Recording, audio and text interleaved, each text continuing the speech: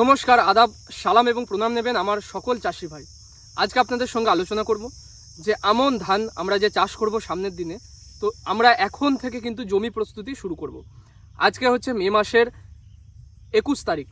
আজকে যখন আমি ভিডিওটা রেকর্ড করছি, তো এখন থেকে কিন্তু আপনাদেরকে যারা আপনারা আমন ধান MTU 7029 বা হয়তো আপনারা যারা পানের 804 যমুনা চাষ করবেন, অর্থাৎ আমি বলতে চাইছি যারা আপনারা দীর্ঘমেয়াদী ধানের চাষ করবেন, 155 দিনের ধান, 150 দিনের ধান, এরকম যারা দীর্ঘমেয়াদী ধানের চাষ করবেন, তারা আপনারা এখন থেকে জমি প্রস্তুতি শুরু করবেন।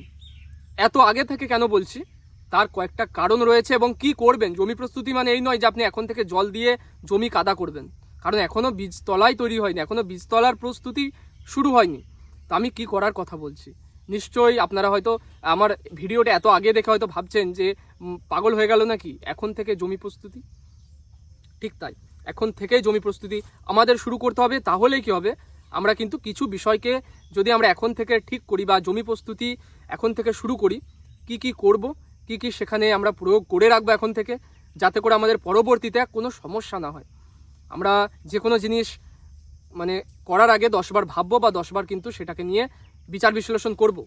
তো আজকে আপনাদের সামনে রাখছি সেই ভিডিওর প্রথম পর্ব, জমি প্রস্তুতি। জমি প্রস্তুতি মানে কি, জমিতে আমি সার ব্যবস্থাপনা নিয়ে আলোচনা করছি না। আজকে আমি আলোচনা করছি জমিটা আপনারা এখন থেকে কি করবেন, চাষ দিয়ে রাখবেন।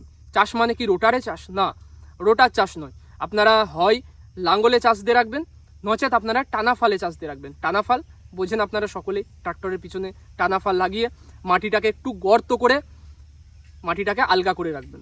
টানাফালে চাষ দিয়ে মাটিটাকে বা জমিটার মাটিটা কিন্তু খুলে রাখবেন। এইভাবে টানাফাল দেওয়ার পরে মই দিয়ে দেবেন না, জমি মাটিটাকে সমান করে দেবেন না, টানাফাল দিয়ে জমিটা খোলা থাকবে। এর সুবিধা কি কি হবে, আমি দেখুন আমি আমার জমি কিন্তু টানাফাল দিয়ে সমস্ত জমি চষে রেখেছি, খুলে রেখেছি। কারণ কি, কারণ হচ্ছে এই সময় আপনারা জানেন বর্ষা যখনই আসবে, ছত্রাকের ক্ষতিকর ছত্রাক যেগুলো ধানের জন্য ক্ষতিকর, সেই সমস্ত ছত্রাকের পরিমাণ ধীরে ধীরে বাড়বে। বাতাসে আর্দ্রতা বাড়ছে, গরম বাড়ছে, ছত্রাকের পরিমাণও বাড়ছে। ছত্রাকের যে স্পোরগুলো রয়েছে তারা কিন্তু ঘাপটি মেরে বসে আছে, যে আমরা যখনই মানে ধানটা লাগানো হবে আর যখনই আমরা জো পাবো, যখনই আমরা উপযুক্ত পরিবেশ পাবো, আমরা কিন্তু ধানের 12টা বাজাবো, এরকম তারা একটা প্ল্যান নিয়ে বসে আছে। তো তাদের এই প্ল্যানে জল ঢালার জন্য আমরা কি করছি, আগে থেকে চাষ দিয়ে রাখছি, চাষ দিয়ে মাটিটা খুলে রাখছি, সেখানে রোদ পাবে, মাটিটার মধ্যে বাতাস চলাচল হবে, পরবর্তীতে মাটিটা আলগা থাকবে। এবং কি হবে, পুরনো যে আপনার ছত্রাকের স্পোরগুলো আপনার মাটিতে রয়েছে সেগুলো কিন্তু রোদের টেম্পারেচারে সেগুলো মারা যাবে বা সেগুলো নষ্ট হবে। ফলস্বরূপ কি হবে, আপনারা এখন থেকে যদি মাটিটা খুলে রাখেন, প্রথম সুবিধা হচ্ছে আপনার জমিতে ছত্রাকের পরিমাণটা কমে যাবে, জমিটার মাটিটা কিন্তু শোধন হবে অটোমেটিক, মানে প্রাকৃতিকভাবে সেটা শোধন হচ্ছে। দ্বিতীয় কি আমাদের ফ্যাসিলিটিস, মানে দ্বিতীয় কি আমাদের সুবিধা জমি এখন থেকে চাষ দেওয়ার, সেটা হচ্ছে এখন চাষ দিয়ে আপনি কি করতে পারেন, জমিতে যদি আপনার দীর্ঘদিন ধরে ধরুন রাসায়নিক সার ব্যবহার করছেন, ইউরিয়া 10-26-26, সেখানে আপনি কোনো রকম জৈব সার ব্যবহার করেন না বা চুনের ব্যবহার করেন না, তো এই হচ্ছে পারফেক্ট সময়। আপনি ধানটা লাগানোর 1 মাস 1.5 মাস আগে থেকে কি করবেন, চুন ব্যবহার করে দেবেন 10 থেকে 15 কেজি প্রতি বিঘায়। লিমিটটা কিভাবে আপনি মেনটেন করবেন, আপনি মাটি পরীক্ষা করতে পারেন। যেরকম আপনি মাটি পরীক্ষা করিয়ে যদি দেখেন অম্লত্ব বা মাটির পিএইচ ভ্যালু অনেকটা কম রয়েছে, পিএইচ ভ্যালু কম মানে 7-এর চেয়ে কম হলে সেটা আমলিক মাটি, মানে সেটা অ্যাসিডিক। তো অ্যাসিডিক থেকে আমাদের যদি আমরা মাটিটাকে নিউট্রাল বা যেমন ছিল সেরকম যদি আনতে চাই, আমাদের কিন্তু এখানে চুনের ব্যবহার করতে হয়। চুন হচ্ছে ক্ষারীয়, চুনের পিএইচ ভ্যালু হচ্ছে 7-এর উপরে। তাহলে আমরা মাটির পিএইচ 7-এর নিচে নেমে গেছে, আমরা যদি এমন কিছু উপাদান সেখানে ব্যবহার করি যার পিএইচ 7-এর বেশি, তো সেটা কি হবে, দুটো আমে দুধে মিশে কি হবে, সে জল হয়ে যাবে। অর্থাৎ আমি বলতে চাইছি সে কিন্তু নিউট্রাল হবে, মাটিটা নিউট্রাল হয়ে যাবে, মাটির মধ্যে অম্লত্বটা কমে যাবে। ফলস্বরূপ মাটিটা তার যে উর্বরতা ক্ষমতাটা সেটা ফিরে পাবে, মাটির উর্বরতা ক্ষমতা কিন্তু বাড়বে। চুন আমরা নর্মালি যে চুন আমরা হচ্ছে পুকুরে ব্যবহার করি, যে চুন আমরা বিভিন্ন জায়গায় খেলার সময় দেখবেন দাগ দেওয়া হয়, সেই চুনই আমরা ব্যবহার করব। এবং আমরা চেষ্টা করব কি, যে চুনটা শুকনো অবস্থায় ছড়িয়ে দেবার। আমরা শুকনো অবস্থায় ছড়ালে কি হবে, চুনটাতে যখনই জল পাবে সে কিন্তু গরম হবে, এবং গরম হয়ে মাটিতে বর্তমান যে সমস্ত ক্ষতিকর ছত্রাক বা ব্যাকটেরিয়া রয়েছে সেগুলোকে কিন্তু মেরে দিতেও সক্ষম। তাহলে চুনের কিন্তু অনেক কাজ রয়েছে। প্রথমত আমলিক অবস্থাটাকে, জমির আমলিক যে ভাবটা সেটাকে কমিয়ে দেবে, মাটিটাকে কিন্তু স্বাভাবিক অবস্থায় ফিরিয়ে আনবে। তো এই সময় আমরা কিন্তু এই টানাফালে চাষ দিয়ে এই ব্যবস্থাটা আমরা নিতে পারি। দ্বিতীয় একটা কি, এ সময় চাষ দেওয়ার পরে আমরা কি করি, অনেক সময় গোবর সার আমরা কি করি, কাদা করার সময় গোবর সার ছড়াই, কাদা করার সময় দিয়ে তারপরে কাদা করি। এটা মারাত্মক ভুল। গোবর সারের মধ্যে অতিরিক্ত পরিমাণে ক্ষতিকর ছত্রাক বাসা বাঁধে।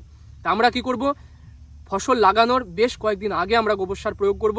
তাতে করে যদি সেই গোবর সারের মধ্যে কাঁচা গোবর বা ছত্রাকের পরিমাণ বেশি থাকে, সে কিন্তু মাটির সঙ্গে মিশে রোদ পেয়ে সে কিন্তু তার যে ক্ষতিকর প্রভাবটা থাকছে, তার যে ক্ষতিকর দিকটা রয়েছে সেটা কিন্তু নষ্ট হয়ে যাবে। গোবর সারটা মাটির সঙ্গে ভালোভাবে মিশতে পারবে, মিশে গিয়ে মাটির সঙ্গে মিশে একাকার হয়ে যাবে। ফলস্বরূপ পরবর্তীকালে আমরা যখনই কিছু লাগাবো, গাছ সহজে সেই গোবর সারটাকে, সেই খাদ্যটাকে টেনে নিতে পারবে। টাটকা ব্যবহার আমরা করব না। কয়েকদিন আগে আমরা এরকমভাবে জমি চাষ দিয়ে আমরা কিন্তু ফসল লাগানোর বেশ কয়েকদিন আগে আমরা গোবর সার জমিতে ছেটাবো। তাতে করে মাটির ভালো হবে এবং কি হবে, ফসলের উন্নতি হবে, ফসলের ফলন বাড়বে। আর এখন থেকে, এত আগে থেকে চাষ দেওয়ার আর একটা ভালো দিক রয়েছে। আমি অনেক জায়গায় দেখেছি অনেকে কিন্তু মানে ডাইরেক্টলি জল ভরে কাদা করে এবং তারপরে ধানটা রোপণ করে দেয়। আগে থেকে মাটি চষে রাখে না বা আগে থেকে মাটিটা খুলে রাখে না, বেশ কয়েকদিন আগে থেকে আমি বলছি। তো তাতে করে একটা অসুবিধা কী হয় বলুন তো, পুরনো যে ঘাসের গোড়াটা রয়েছে সেটা কিন্তু থেকেই যায়। আপনি ধান রোপণ করার পরে জলটা যখনই আপনার কমে আসবে না, ওই ঘাসটা আপনার কাদার সঙ্গে কিন্তু ঘাসটা ধরে যাবে এবং আপনার ধান ওঠার আগে ঘাস উঠে যাবে। এটা হয়। তো আমরা যদি আগে থেকে চাষ দিয়ে রাখি, পুরনো যে ঘাসটা রয়েছে সেটা কিন্তু দমন হয়, সেটা মারা যায় এবং ফলস্বরূপ কি হয়, আমাদের কিন্তু বারবার মাটিতে পোস্ট এমার্জেন্ট হার্বিসাইড ব্যবহার করতে হয় না। আর হার্বিসাইড ব্যবহার করলে কি হয়, আমরা যখন ঘাস মারা ব্যবহার করি ধানেতে, বিভিন্ন দেখবেন রয়েছে, আমি নাম করব না, কোনো ব্র্যান্ড নাম নেব না, যেগুলো কি হয় মাটির ব্যাপক ক্ষতি সাধন করে। তাই আমরা যদি আগে থেকে চাষ দিয়ে রাখি, মাটির পুরনো ঘাসটা মরে রইল এবং আমরা তারপরে কি করলাম, ধানটা রোপণ করার সাথে সাথে আমরা রিফিট জাতীয় যে কোনো একটা ব্যবহার করে দিলাম, প্রি এমার্জেন্ট, অর্থাৎ আমাদের যাতে ঘাসটা পরবর্তীকালে না বের হয়। তাহলে কি হবে, পরবর্তীকালে আমাদের নিরেন খরচটা অনেকটা কম হবে, বেশি ঘাস হবে না, জমিতে চাপানের পরিমাণটা কম লাগবে, ঘাসের চাপানটা খাবে না, এছাড়াও পুরনো ঘাসটা কিন্তু থাকবে না।